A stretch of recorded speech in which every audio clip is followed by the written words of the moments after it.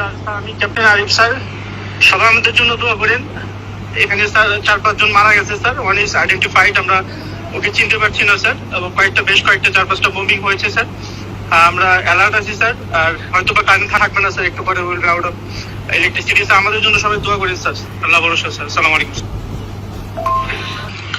আমাদের অবস্থা খুবই খারাপ, এখানে ড্রোন অ্যাটাক হয়েছে, আমাদের 6 জন জায়গা মারা গেছে।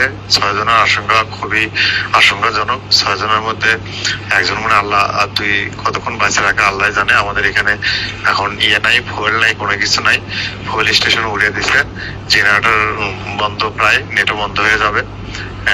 যতটুকু তেল জেনারেটরের মধ্যে আছে ওইটুকু শেষ হলেই শেষ, আর কারো যোগাযোগও কিছু হবে না। আমাদের জন্য দোয়া করেন। আমি আছি ভালো, কি বলবো এখন, বাকিটুকু আল্লাহর ইচ্ছা স্যার।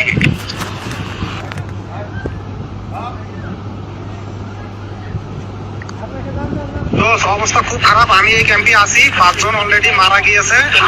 আমি এই ক্যাম্পে আছি, অবস্থা খুব খারাপ। এই ক্যাম্পে এখন নেটও থাকবে না, কি যে অবস্থা হবে আমরা বেঁচে থাকতে পারবো কিনা জানি না। যুদ্ধ বিমান দিয়ে